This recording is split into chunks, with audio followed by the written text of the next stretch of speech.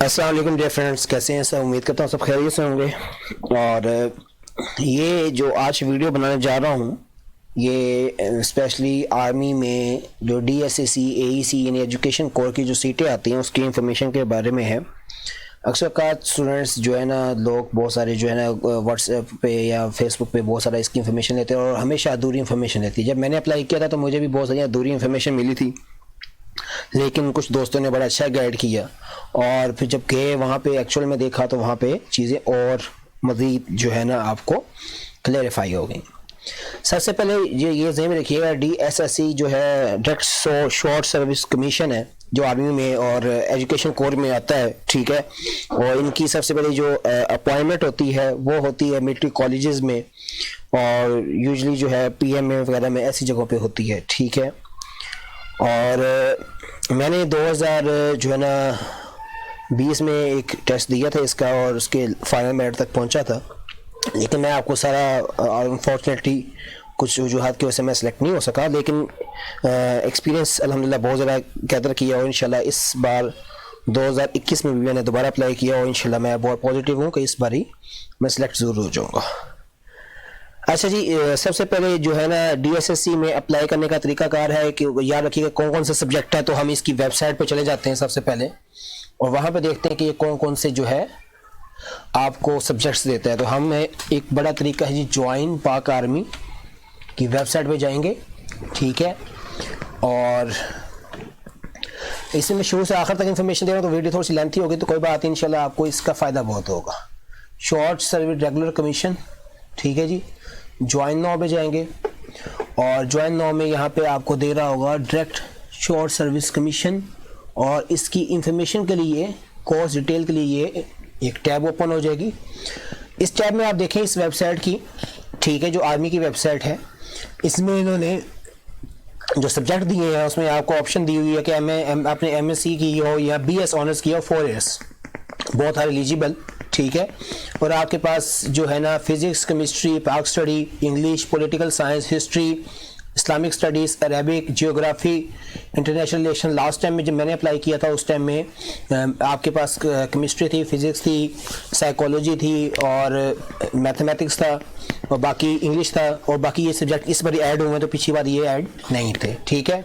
तो इंशाल्लाह उसकी भी आपको इन्फॉर्मेशन दूंगा। आप किसी भी सब्जेक्ट से रिलेटेड है तो इंशाल्लाह आपको उसमें कोई परेशानी नहीं होगी। और इसके लिए एलिजिबल क्राइटेरिया क्या है जी, 28 ईयर्स ऑफ जो है ना आपकी एज होनी चाहिए 1 मई तक, यानी कि आपकी एज इस 1 मई तक इनका जब बैच जाता है, ठीक है, रिक्रूट होकर जाता है ट्रेनिंग के लिए, तो वो 1 मई तक जाता है, तो उस वक्त तक आपकी जो है आपकी एज 28 साल की होनी चाहिए। इससे मतलब इससे कम हो, इससे ज़्यादा ना हो।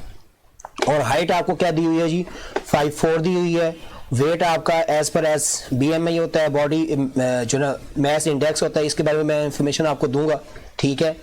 और इसमें आप मैरिड भी अप्लाई कर सकते हैं और अनमैरिड भी अप्लाई कर सकते हैं। यहाँ पे कंडीशन दी है कि मिनिमम 60% मार्क्स और 2.5 CGPA होनी चाहिए आपकी, और जो है ना इसके अलावा आपकी 3rd डिवीजन नहीं होनी चाहिए और आप रेगुलर स्टूडेंट होना चाहिए आप, ठीक है। और स्टूडेंट्स जो है ना फ्रेंड्स, इसके जब हम इस पर अप्लाई करते हैं तो वो आप दोबारा से देखें ज़रा, हम इसमें अप्लाई करना चाहें तो यहाँ से ऑनलाइन रजिस्ट्रेशन आप कर सकते हैं, ठीक है। और यहाँ पे आपको कंप्लीट इन्फॉर्मेशन देनी पड़ती है और उसके बाद आपकी जो ऑनलाइन अप्लाई हो जाता है और इसके कम से कम 8-10 दिन बाद ये आपको यहाँ से आपकी रोल नंबर स्लिप भी आ जाती है, ठीक है। तो ये तो है आपका यहाँ तक इन्फॉर्मेशन। अब वापस आते हैं। अब सबसे पहले होगा क्या, सबसे पहले एक इनिशियल टेस्ट होगा, ठीक है जी। इनिशियल टेस्ट आपका होगा, ठीक है। और इनिशियल टेस्ट में क्या क्या चीज़ें होंगी ज़रा इसके बारे में इंफॉर्मेशन लेते हैं। इनिशियल टेस्ट में आपके पास जो है ना आपका वर्बल और नॉन वर्बल जो आपका पोर्शन होता है वो होता है, ठीक है। और जो है ना इसके अलावा आपका AEC में स्पेशली मैथ है, मैंने मैथ में अप्लाई किया तो मैथ की मेरी ज़्यादा है, ठीक है। और उसमें एक उसके बाद सब्जेक्ट बेस आ जाता है, उसके बाद फिर आपका साइकोलॉजिकल टेस्ट भी एक आ जाता है, ठीक है। और 86 MCQs थे जो अराउंड अबाउट जो ना 66 I think so 66 to 70 MCQs थे जो आपके जो सबसे पहले वर्बल नॉन वर्बल में थे, ठीक है। बहुत आसान होता है, उसमें अगर आपको बिल्कुल थोड़ा सा आप मतलब करें तो बड़े इजी तरीके से आप उसको सॉल्व कर सकते हैं। और मैं एक आपको बात बताऊं, उसमें कोई सवाल आपने मिस नहीं करना, स्किप नहीं करना, स्किप नहीं करेंगे क्योंकि उसमें टाइम वहां पे आपको इतना नहीं होता कि आप वहां पे स्किप करेंगे तो आपको जो है ना वो आपका फिर आपको टाइम मिल जाएगा, आप उसको रिव्यू कर लेंगे, तो ऐसा नहीं होता। तो इस वजह से अगर कोई सवाल नहीं आता, क्योंकि नेगेटिव मार्किंग है नहीं, तो आप उसको लगा के जो भी आपको लगा सकते हैं आप लगा के आगे बढ़ जाएं। लेकिन उसके अगर आपने मैक्सिमम सवाल यानी कि सारे सवाल अगर अटेम्प्ट किए तो ये आपके चांसेस 99% होते हैं कि वो आपका पास हो जाए। जैसे वो पास हो जाए तो आपके पास दूसरा शुरू हो जाता है, ठीक है, आपके सब्जेक्ट बेस। ठीक है, सब्जेक्ट बेस में क्या होता है कि आपने सब्जेक्ट आपका बेसिकली मैट्रिक और इंटर लेवल का होता है, इससे हाई लेवल का टेस्ट नहीं होता। मैंने आर्मी में दिया है और मैंने नेवी में दिया था। जो नेवी का टेस्ट था उसमें एडवांस लेवल मास्टर्स और एमफिल लेवल की चीज़ें थी, लेकिन जो आर्मी का टेस्ट होता है उसमें मेजोरिटी तौर पर जो सवाल होते हैं वो आपके मैट्रिक, इंटर या BSc में से होते हैं, इससे ऊपर आपके सवाल नहीं होते और बहुत आसान होते हैं। अगर आप बिल्कुल फोकस करें तो आप बहुत इजी तरीके से उसको क्या कर लेते हैं, पास कर देते हैं। ठीक है, उसमें भी अगेन स्किप नहीं करना, टाइम नहीं होगा तो आपको दिया कर आपको कोई लगता नहीं आता, आप उसको मतलब लगा के आगे ऑप्शन लगा के आगे बढ़ जाएं। ठीक है, और जब वो आपका पास हो जाता है तो फिर आपको एक जो है ना AEC वालों के लिए, ये जो है ना PMA लॉन्ग कोर्स वालों के लिए नहीं होता, AEC वाले या DSSC वालों के लिए होता है कि वो एक साइकोलॉजिकल टेस्ट भी लेते हैं वहीं पे। ठीक है, तो उसमें 150 MCQs होते हैं जो आपके डिफरेंट नेचर के बारे में, हैबिट्स के बारे में, इन चीज़ों के बारे में सवाल होते हैं, बड़े जनरल सवाल होते हैं। तो वो आपका जो हो जाता है आपका इनिशियल टेस्ट, उसमें जो पास हो जाता है उसी टाइम आपका रिजल्ट आ जाता है और उसके बाद वो आपको डेट दे देते हैं उसी टाइम कि जी आपने फलां दिन जो है वो आ जाना है फिजिकल के लिए। ठीक है, तो ये आपका हो जाता है इनिशियल टेस्ट। बहुत इजी है, बहुत मतलब ठीक है। और इस दिन आपने डॉक्यूमेंट्स क्या क्या साथ लेके जाने हैं ये ज़हन में रखिएगा। डॉक्यूमेंट्स जो आपने साथ लेके जाने हैं, आपने अपना मैट्रिक, इंटर, BSc हो या MS या BS है या MSc है, आपके जो भी है, ठीक है, उसका रिजल्ट कार्ड हो जाए या ट्रांसक्रिप्ट हो जाए, दोनों में से जो भी हो जाए, वो कोई लाजमी नहीं कि डिग्री हो। अगर आपके पास ट्रांसक्रिप्ट है तो आप वो भी लेके जा सकते हैं, उसमें भी कोई इशू आपको नहीं है। ठीक है, और इसके अलावा आपने जो है अपना CNSE की कॉपी लाजमी लेके जानी है। ठीक है, और आपने 2 तस्वीरें ले जानी है। ठीक है, पासपोर्ट साइज की आपने 2 तस्वीरें ले जानी है, एक भी कल जाती है लेकिन आप 2 वो आपके जो है आपका जो आपने निकाल के जाएंगे उसकी स्लिप निकाल के जाएंगे, उसके ऊपर ही पेश होती है। ठीक है, उसके ऊपर आपने क्या करनी है, स्टैंप लगा देनी है और आपकी डिग्री जो भी आप ट्रांसलेट लेके जाएंगे उसके बैक साइड पे वो आपको क्या लगा देंगे, आपकी स्टैंप लगा देंगे। ठीक है जी, और ये जब इनिशियल आपका होता है वहीं पे उससे पहले और 300 चार्जेस, आई थिंक 300 चार्जेस थे, तो वो आपने पे करने होते हैं। और इसके अलावा जो है जब आप पास कर लेते हैं तो फिर आपको वो दे देते हैं फिजिकल की डेट। फिजिकल में मेरा सेंटर चूंकि लाहौर था और लाहौर में हमें वो ले गए, फिर जो उन्होंने हमें बुलाया जो है फोर्ट्रेस स्टेडियम में, और 1.6 किलोमीटर होता है आपकी रनिंग। ठीक है, और 1.6 किलोमीटर रनिंग होती है फोर्ट्रेस का, यानी कि तकरीबन 2.25 चक्कर बनते हैं। ठीक है, जो अंदर स्टेडियम है, और उसमें आपने कवर करना होता है 8, वैसे उनका टाइम दिया 9 मिनट, लेकिन वो 8 मिनट में आपने कवर करना होता है। 8 मिनट के बाद वो जो है ना वो कर देता है। इसमें कोई मार्क्स नहीं होते, बस पास की स्टैंप लग जाती है। अगर आपका वो पास हो जाता है तो उसमें आप पास कर देते हैं, लेकिन अगेन उसमें भी थोड़ा सा जो है हिम्मत दिखानी पड़ती है। अगर आपने रनिंग की प्रैक्टिस नहीं है तो आप अभी से रनिंग की प्रैक्टिस करना शुरू कर दें, क्योंकि ये चीज़ बड़ी मैटर करती है। ठीक है, जैसे वो पास हो जाता है, कोई 9-10 बजे तक वो वहाँ से फारिग हो जाते हैं, वो फ़ौरन भेज देते हैं जी अच्छा जी 8 मतलब सुबह 6-7 बजे बुलाते हैं और 8-9 बजे तक फारिग हो जाते हैं। ठीक है, और उसमें सब कोई भगा देते हैं, फिर बाकी अल्लाह के बाकी हिम्मत देने की ज़रूरत होती है। और उसके बाद वो आपको भेज देते हैं, वापस आते हैं कि जी आप सेंटर पे चले जाएं। सेंटर में वापस आते हैं तो सेंटर में फिर वो आपका वहीं पे जो है आपका बकाया लेते हैं। अब यहाँ पे चिनअप होते हैं और उसके बाद पुशअप होते हैं और सिटअप होते हैं। ठीक है, अच्छा जो चिनअप होते हैं वो आपने 2 करने होते हैं, लेकिन वो 2 भी ऐसे नहीं करवाते, वो बड़ा कॉम्प्लिकेटेड तरीके से करवाते हैं। अगर कोई अच्छा बंदा हो तो वो आपको रिलैक्स भी देता है। ठीक है, यानी कि वो मतलब, लेकिन आपको चिनअप करने आने चाहिए। चिनअप में वो आपको पहले वो कहेंगे जी वो ऊपर जो रॉड के साथ लटक जाए, बिल्कुल बाजू सीधे करें, उसके बाद वो कॉशन देते हैं। कॉशन के साथ वो आपको 2 जो है वो चिनअप लगाने होते हैं। ये नहीं कि अपनी मर्जी से पकड़े और लगा 2 चिनअप लगा के काम खत्म हो गया, ऐसा नहीं है। ठीक है, तो 2 चिनअप आपके लिए जो है ना DSCC वालों के लिए हमारे लिए मस्ट होते हैं। अच्छा जब वो चिनअप लग जाते हैं उसके बाद आप आ जाते हैं जी वो सबके लग जाते हैं, फिर उसके बाद वो आपको कहते हैं जी वो आपने जो है सेटअप लगाने हैं और इसके साथ जो है आपने पुशअप लगाने, तो वो 20-20 के 10-10 थे आई थिंक सो, तो वो इजीली हो जाता है। उसमें कोई भी मतलब नहीं होता, अगर कोई रहेगा तो वो चिनअप में रहेगा, चिनअप के अलावा वो किसी चीज़ में नहीं मतलब करते, वो इजीली जो है वो पास कर देते हैं। ठीक है, और आप बंदा वो मतलब इतना बहुत गहराई में नहीं देखते। लेकिन फिर भी आपने अपने तौर पे अपनी ये फिजिक है वो अच्छी दिखनी है।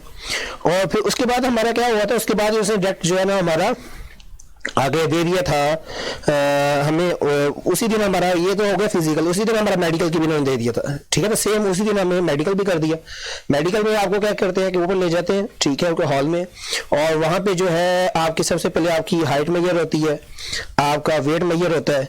जिसकी हाइट जो है वो कम होती है वो वहीं से उसको उस टाइम कह देते हैं कि यार भाई तेरी हाइट कम है, जिसका वेट मेजर होता है उसके ऊपर लिख देते हैं कि यार इतना वेट है। तो असल बात मेरा वेट भी थोड़ा सा ज़्यादा था, मेरा उस टाइम था वेट जो है ना अराउंड अबाउट 80 kg था, और मेरे BMI के मुताबिक मेरा 74, 72, 73 होना चाहिए। तो उन्होंने मुझे कुछ दिन का टाइम भी दिया था, ठीक है।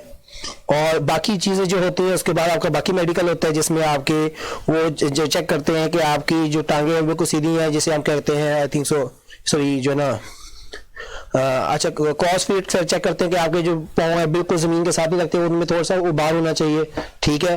और जो बहुत मेजोरिटी तौर पे जो निकालते हैं कि आपकी जो टांगे जिसके 100 कास्ट लोगों की होती हैं वो जो है ना मिली हुई होती हैं, ठीक है। मुझे एग्जैक्टली नाम याद नहीं आ रहा उसको क्या था, तो वो नहीं होना चाहिए। वो अगर हो तो उस पर बेस पे बहुत सारे निकालते हैं, वो मेडिकल में ऐसे ही करते हैं, मतलब किसी न किसी को मेडिकल रेफर कर देते हैं, ठीक है ना।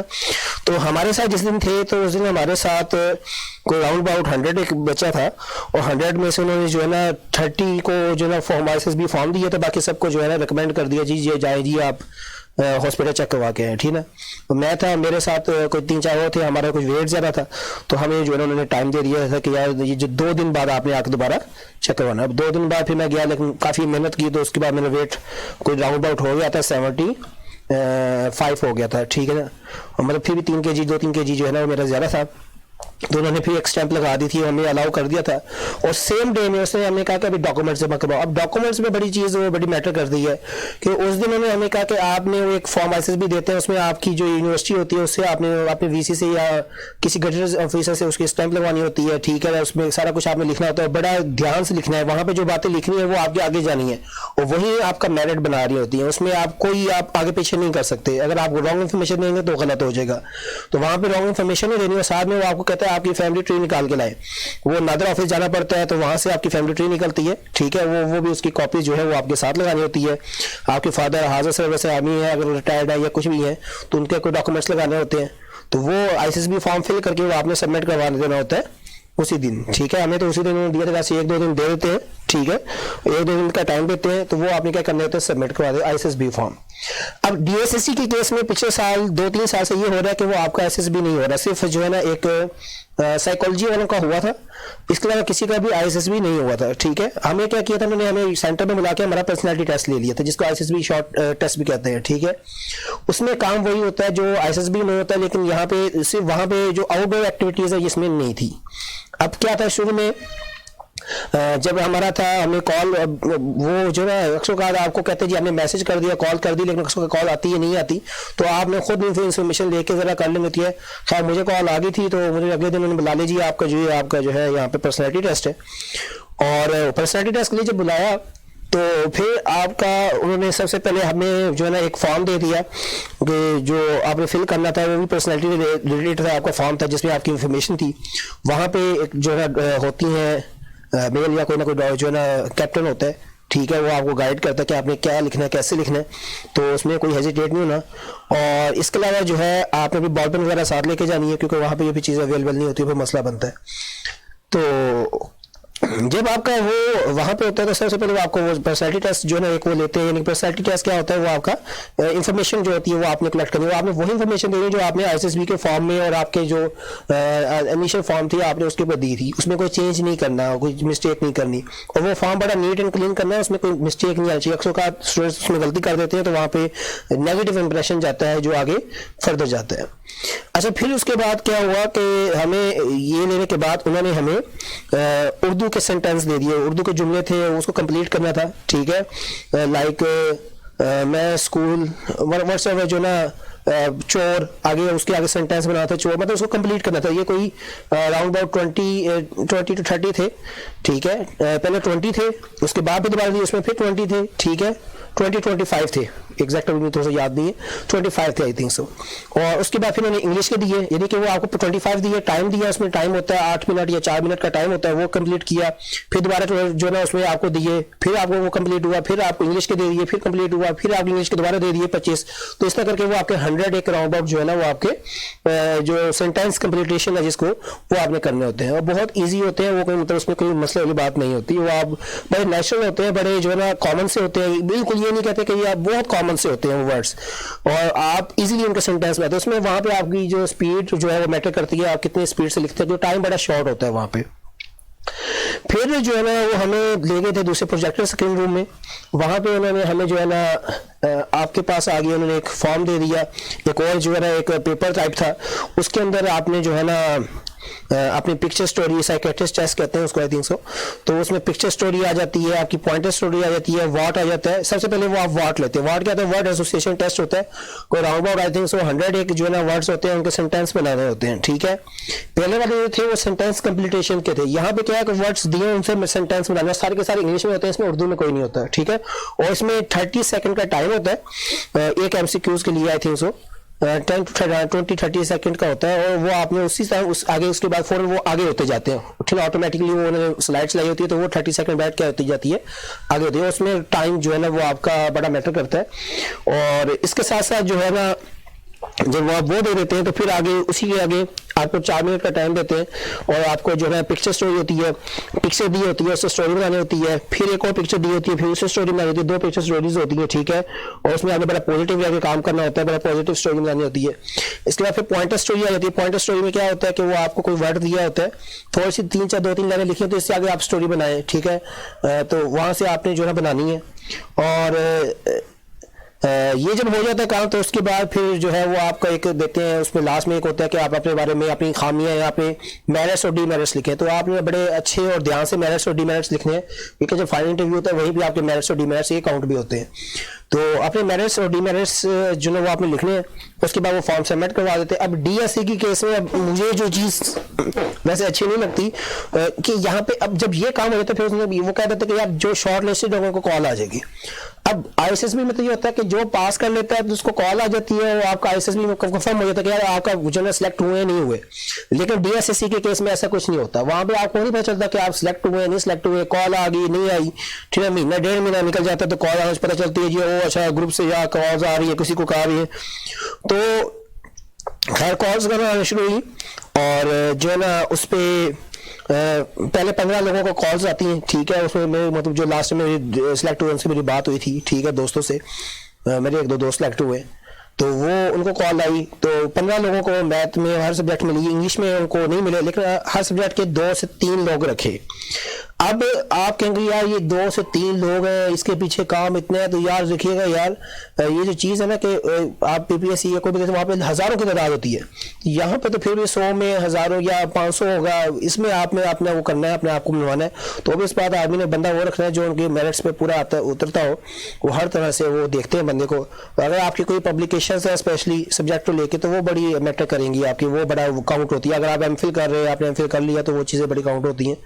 तो इसकी बेस पे ये सारा आपका जो है एक टेस्ट होता है, और फाइनल आपका इंटरव्यू होता है। उसमें पैनल बैठता है। पैनल में क्या होता है, सब्जेक्ट टीचर बैठते हैं, कोई जो है ना ब्रिगेडियर रैंकर बैठते हैं, कर्नल बैठते हैं, साइकेट्रिस्ट बैठते हैं, और वहाँ पे सवाल होते हैं। कोई राउंड अबाउट वही सवाल करते हैं, कोई 20 to 30 सवाल करते हैं डिफरेंट तरह के। तो उसकी बेस पे उसी टाइम आपको, अगर आप सिलेक्ट हो गए उसी टाइम आपको बता देते हैं जी आप सिलेक्ट है, तो आप जी अपना मेडिकल फाइनल मेडिकल का फॉर्म लें। इसके बाद फाइनल मेडिकल हो जाता है, और फाइनल मेडिकल आपके अपने सेंटर से होता है, किसी भी जो है ना CMH लाहौर हो गया, मुल्तान हो गया, यहाँ से भी आप वहाँ से करवा सकते हैं, जो आपने लिखा होता है, ये आपने SSB फॉर्म में लिखा होता है। और फिर वहाँ पे आपका फॉर्म हो जाता है। जो मतलब जिनको फाइनल राइटिंग उनको मिल गया है उनके 99.9% चांसेस हो जाते हैं, ठीक है, तो कि वो सिलेक्ट हो जाए, और वो फिर उनको सिलेक्ट कर लेते हैं, और इस तरह जो है ये आपका रिक्रूटमेंट पूरी हो जाती है। तो ये सारी इंफॉर्मेशन थी जिसमें आपने सारा सीखा कि यार इसमें क्या कुछ होगा। तो एनीहाउ आप लोग इसमें ट्राई करें, हिम्मत करें, और इंशाल्लाह मैं भी इस बार दोबारा कर रहा हूँ, ठीक है, कि मेरा एक है कि मैंने किया तो इंशाल्लाह मैं दोबारा करूँ और एफर्ट करें, इंशाल्लाह अल्लाह कामयाबी देने ज़ात है। और मेरा सब्जेक्ट मैथ था, मैं अपना नंबर भी दे दूँगा, अगर कोई बंदा मुझसे रब्ता करना चाहे, मज़ीद इन्फॉर्मेशन लेना चाहे तो वो मुझसे इन्फॉर्मेशन ले सकता है। और इस पूरी इन्फॉर्मेशन में कोई कभी कोताही हो तो माजरत है, लेकिन ये सारी इन्फॉर्मेशन देने का मकसद ये है कि हर बंदा जो है ना वो मतलब जो है ना परेशान होता है। अब यहाँ पे एक कोई फैक्टर भी आता है, इसकी सैलरी क्या होती है। हर बंदा सोचते हैं यार काम करने जा रहे हैं तो इसकी सैलरी क्या है, तो सैलरी से बढ़ के बेनिफिट्स इसके बहुत है। और राउंड अबाउट जो है ना मेरी ये जो बात हुई थी कोई 60,000 70,000 प्लस इसकी सैलरी स्टार्ट होती है, ठीक है। और जब आप पीएम में ट्रेनिंग होते हैं तो उसमें आई थिंक 32 या 35,000 मिलता है आपको। उसके बाद आपको जब आप ट्रेनिंग पूरी कर लेते हैं, 6 मंथ की ट्रेनिंग होती है, उसके बाद जो है ना आपको 50-60,000 से आपकी प्लस सैलरी स्टार्ट होती है। और मतलब अच्छी सैलरी है, 90,000 इस टाइम मेरे जो दोस्त हैं वो जो ना 90,000 प्लस में जो है सैलरी ले रहे हैं। और ये इनका एसएसबी नहीं होता, और लेकिन मेरा ख्याल है कि 7 सालों बाद का ये 7-8 साल का कॉन्ट्रैक्ट होता है और 7-8 साल बाद ये दोबारा आपका एसएसबी लेते हैं, ठीक है। और ये कॉन्ट्रैक्चुअल है, ये मतलब परमानेंट नहीं है, ये आपका वो मतलब इसमें होता है, इसमें मेरे ज़ाती ख्याल है कि इसमें एसएसबी दोबारा आपका लिया जाता है क्योंकि आपने आईएसएसबी के थ्रू नहीं आ रहे। तो यानी हो ये सारी इंफॉर्मेशन है, इसको आप जो है ना देखें और इसकी बेस पे अप्लाई करें। बाकी अल्लाह ताला मालिक है, अल्लाह ताला जो है ना कामयाबी देने वाला है। और इसमें किसी की भी कोई सवाल हो तो आप मुझसे रब्ता कर लें, तो इंशाल्लाह आपको जो है मैं आपको गाइड कर दूंगा जो मेरे से हो सका। अस्सलाम वालेकुम, खुदा हाफिज़, दुआ।